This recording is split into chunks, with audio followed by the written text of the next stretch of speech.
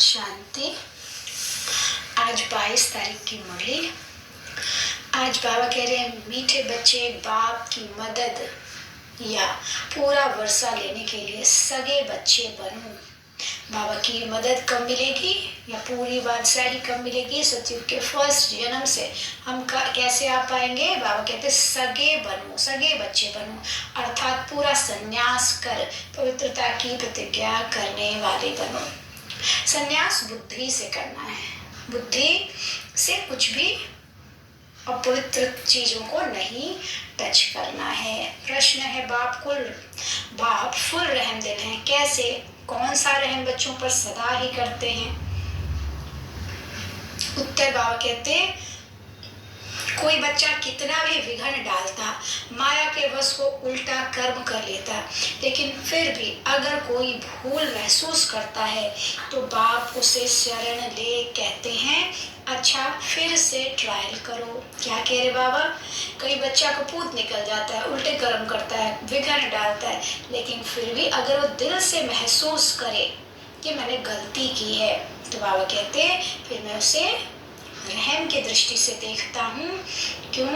क्योंकि बाबा कहते बच्चे जाएंगे कहाँ? यही अंतिम दर है, यही आना ही है। फिर से ट्रायल करो, फिर से कोशिश करो, अवगुणों को निकाल गुणवान बनो। बाप फुल रहम दिल है क्योंकि जानते हैं बच्चे और कहाँ जाएंगे, सदा सुखी रहें, यही बाप की आश रहती है। भगवान है ना, पिता है ना, तो इसलिए बाबा ऐसी अपने बच्चों से आस रखता है। आज का गीत है तुम्हारे बुलाने को जी चाहता है। ओम शांति। मीठे मीठे बच्चे तुम्हें गोप गोपियां भी कहा जाता है। सतयुग में गोप गोपियां नहीं होते, वहाँ तो राजधानी चलती है, गोप गोपियां संगम पर हैं, जबकि गोपी बल्लभ भी आते हैं। बल्लभ बाप को कहा जाता है। बच्चे याद करते हैं कि बाबा फिर से आओ। सभी सेंटर्स के बच्चे होंगे, सबको पता है कि बाबा इस समय मुरली बजाता होगा, वह मुरली टेप में भरती होगी, लिखते भी होंगे, लीथो होगी, फिर हमारे पास आएगी, हम धारणा करेंगे, फिर हम धारणा कराएंगे।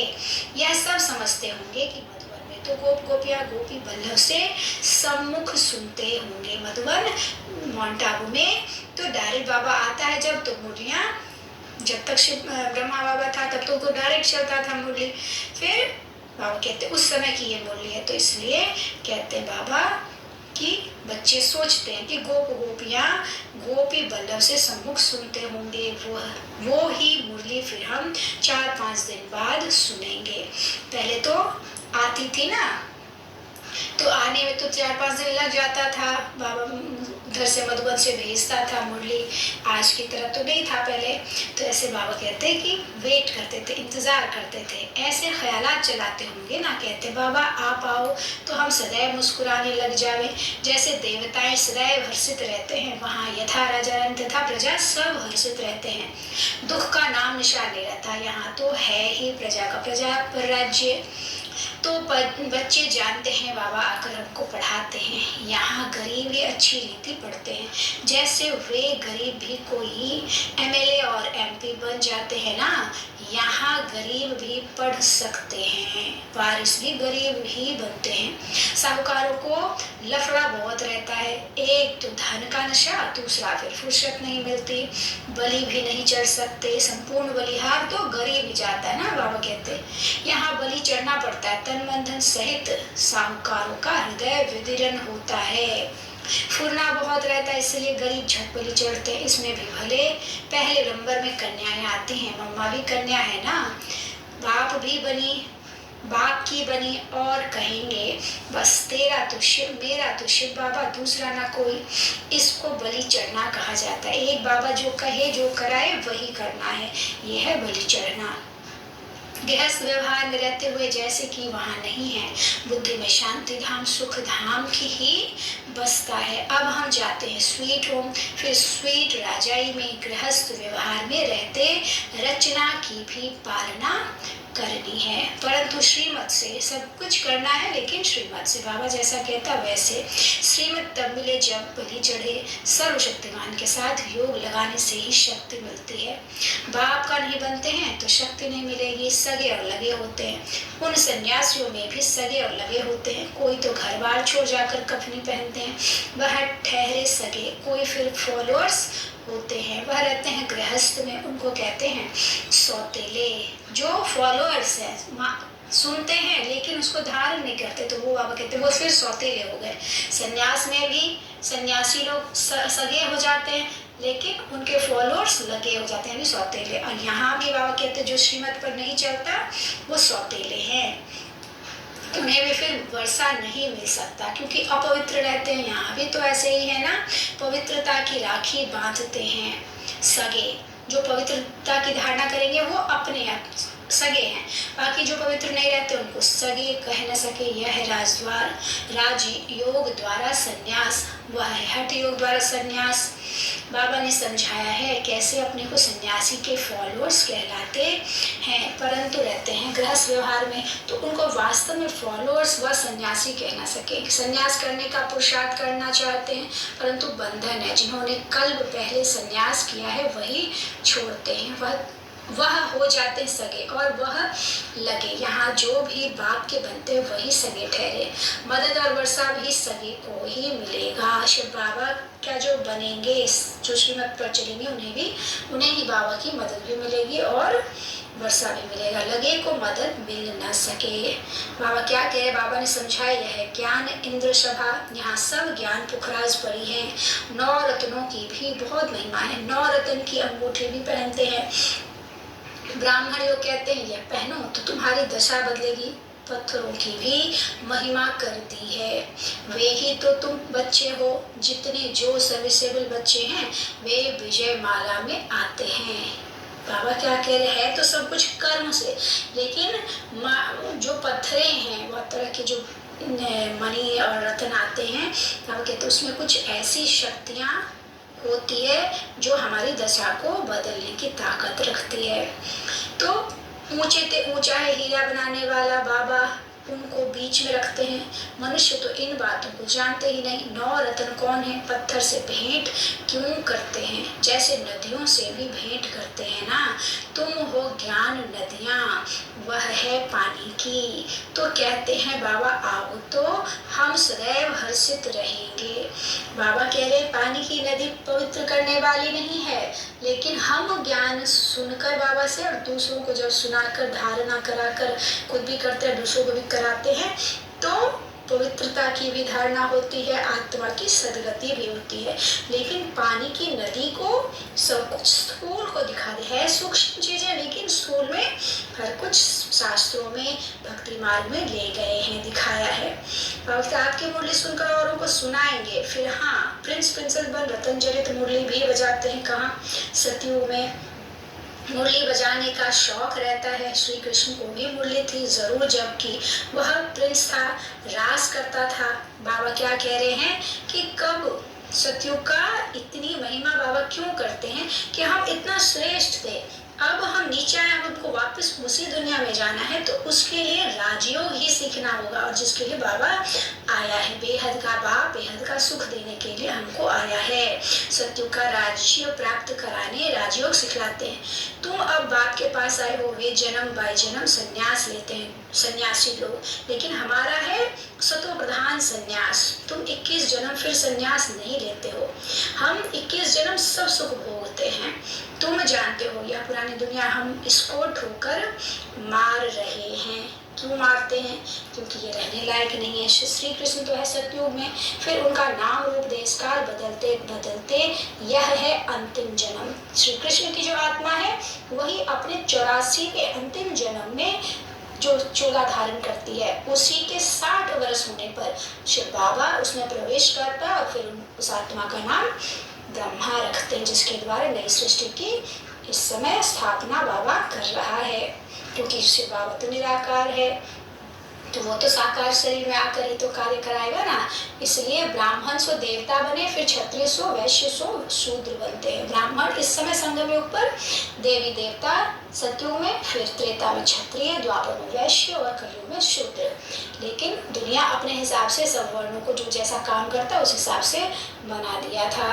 फिर जन्म से हो गया, भले उसका बच्चा वो काम ना भी करे तो भी जन्म से उसको उस में डाल दिया, चाहे ब्राह्मण के घर में चाहे शूद्र के घर में, जो जैसे जन्मा उसको वैसे ठप्पा लग गया। तो आप कहते बाप बैठ समझाते, मैं जो भी तुमको नॉलेज देता हूँ वो प्राय लोप हो जाती है इस द्वारा सुनाता हूँ। किस द्वारा? ब्रह्मा द्वारा बाबा सुनाता है। तो पहला नंबर नदी ब्रह्मा, मेला लगता है ना, कहाँ? ब्रह्मपुत्रा में, और सागर पर, सागर के किनारे ब्रह्मपुत्र में जहाँ संगम है वहाँ मेला लगता है। यह ब्रह्मपुत्र है बड़ी नदी जो धारणा करके कराते हैं। वास्तव में सब कुछ इस संगम पर जो हो रहा उसी का गायन दुनिया में है। अब मनुष्य से नदी को तुलना कर दिया। अब ब्रह्मा बाबा कितना श्रेष्ठ कार्य कर रहा है। बाबा से ज्ञान सागर से ज्ञान लेकर दुनिया में फैला रहा है ताकि सदगति हो, आत्मा को पता चले कि उसकी शक्ति कितनी ज़्यादा है। वो इधर उधर भटक रहा है सुख शांति प्रेम पवित्रता के लिए जो कि उसके अंदर ही है। तो ये सूक्ष्म चीज़ें हैं जिसको शास्त्रों में भक्ति में बहुत स्थूल में दिखा दिया है, नदियों के रूप में या स्थूल चीजों में हीरे मोतियों के रूप में दिखाया है। बाकी है तो कर्म कहानी, कर्म से हम इतने श्रेष्ठ बन सकते, कर्म से ही हम नीचे जा सकते हैं।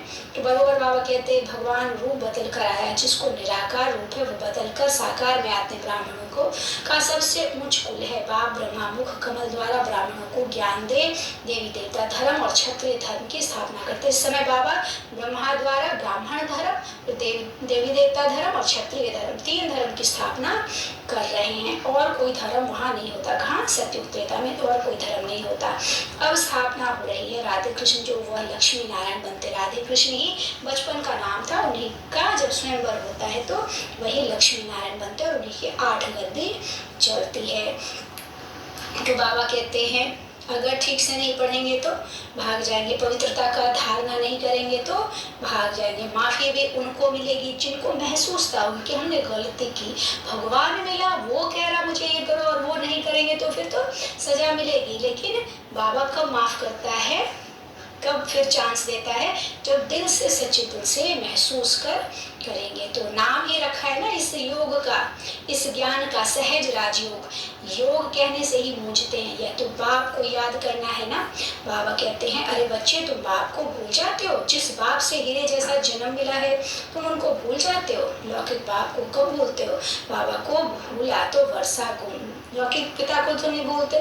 तो बाबा कहते हैं मुझसे इतना कुछ मिल रहा उसको कैसे भूल जाते हो? कभी नहीं भूलना अपने आप को। आत्मा निश्चय कर बाप को याद करना, ये विधि है। आत्मा अभिमानी बदले देह अभिमानी बनने से धोखा होगा। शरीर के भान में रहेंगे, मैं फलाना मैं फलानी, तो धोखा मिलेगा, माया के वश होंगे। आत्मिक स्थिति में होंगे कि मैं उस आत्म परमात्मा की संतान, मैं शक्ति स्वरूप, शांत स्वरूप, प्रेम स्वरूप, आनंद स्वरूप, ये सीखेंगे सुनेंगे तो बाबा कहता फिर आगे बढ़ते जाएंगे सदगति के मार्ग पर।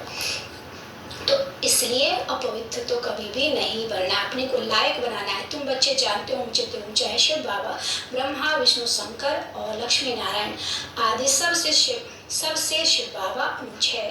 ब्रह्मा विष्णु शंकर से भी और लक्ष्मी नारायण से भी शिव बाबा ऊंचे, क्योंकि ये सब का रचयिता शिव बाबा है। बाकी इस समय सब तमो प्रधान कौड़ी जैसे, महिमा सारी एक की ही है। किसकी? एक पिता की। सारे सृष्टि को स्वर्ग बनाना यह बाप का ही काम है।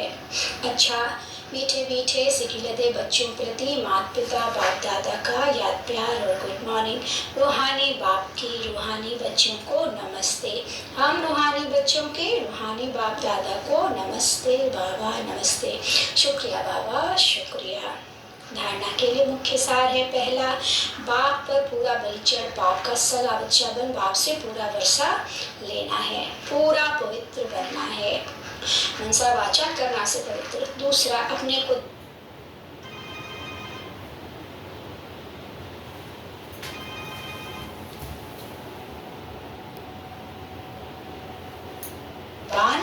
बनना है। बाकी बाप की मुरली मेरी सुन धारण, और दूसरों को भी करानी है, धारण कर दूसरों को भी करानी है। वरदान है आज का, परमार्थ के आधार पर व्यवहार को सहज बनाने वाले भाग्यवान आत्मा भव। परमार्थ के आधार पर व्यवहार को सहज बनाने वाले भाग्यवान आत्मा भव। अलाकर व्यवहार में, भक्ति में, धर्म के क्षेत्र में सब में मेहनत की है और अभी मेहनत से छूट गए। अभी व्यवहार भी परमार्थ के आधार पर सहज हो गया है।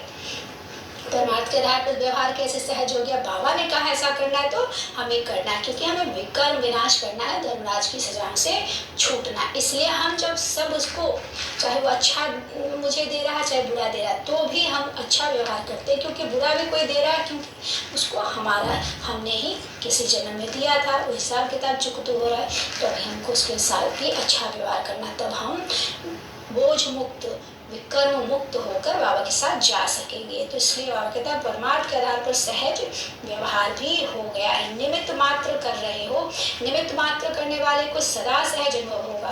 व्यवहार नहीं है लेकिन खेल है, माया का तूफान नहीं लेकिन ड्रामानुसार आगे बढ़ने का तोहफा है। तो मेहनत छूट गई ना, ऐसे मेहनत से अपने को बचाने वाली श्रेष्ठ भाग्यवान आत्मा हूँ, इसी स्तुति में रहो। मेहनत से छूट गए, क्योंकि तूफान तोहफा बन जाएगा। अच्छा व्यवहार करेंगे तो हमारा सर का बोझ उतर जाएगा और सब कुछ अच्छा हो जाएगा। स्लोगन है, जीवन में मधुरता का गुण धारण करना ही महानता है। क्या करना है? मधुरता का गुण धारण करना है। ओम शांति।